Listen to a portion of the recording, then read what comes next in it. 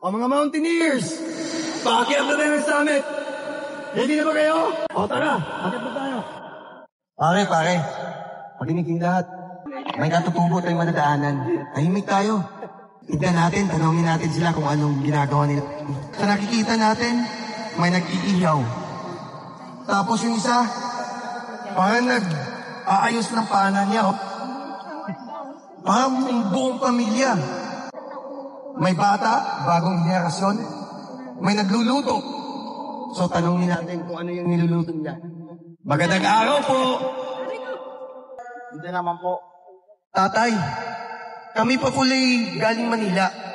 Nandito kami sa lugar niyo para umakyat sa bundok. Salamat naman po at napunta niyo ang aming lugar, ang aming tribo.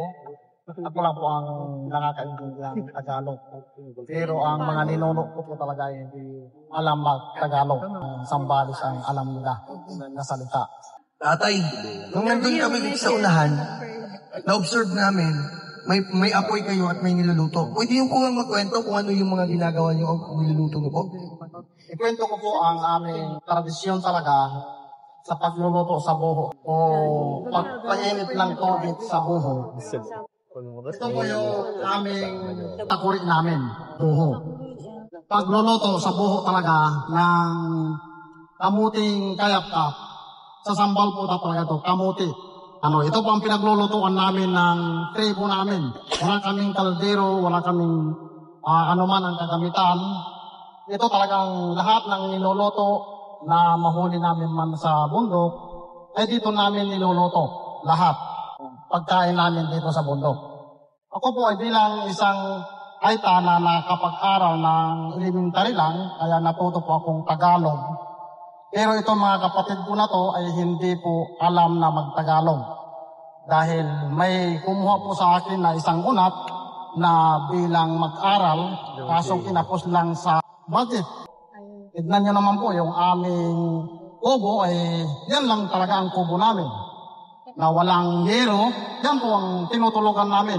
Maraw, umulan man, yan talaga ang namin po. Wala kayong ibang makita na kagamitan na bilang sa katutubong aita ng Sambales. Ang aming tinidor po ay ito po ang aming tinidor, sir. Kung gusto mo, sir, tikitin ako para sigurado ka, tikin muna ako. So tayo ang mga ulat. Dayuhan. Tikin ka po. Bango. Gabi. Gabi po, sir. Ito po yung kamuti. Kamuti namin talaga, hindi kamuti ng bayan. Kamuti ng kaming nagtanim dito po kaya. Mayroon kaming inihaw na na gabi. Ito talaga yung pangkaraniwan namin talagang ginagawa sa bundok. Para lagyan muna ng laman ang tiyan. O, tikman niyo yung kamote nila. Sige. Kamote po. Gabi. Kamote tayo. Ako din po kamote. Ang sabi ko dyan. Oo, isa yung flavor. Kamote po. So lahat talaga ng gamit nila is galing lang sa kalikasan. So yung importansya o pagpangalaga sa kalikasan talaga, ayun yung prioridad nila. Wala pa. Puno yan. Puno yan. Pinakuloan yan, guys. Gawin hindi. Pure yan, pre. Nice. Ay, ito nga. Tubig yan. Yung tubig na yan, galing yan sa bunsod o yung pinagdaligan ng bihig ng Anong tawag niyo sa tubig dito? Ito po ay galing sa talagang sariwa talaga na parang mineral siya.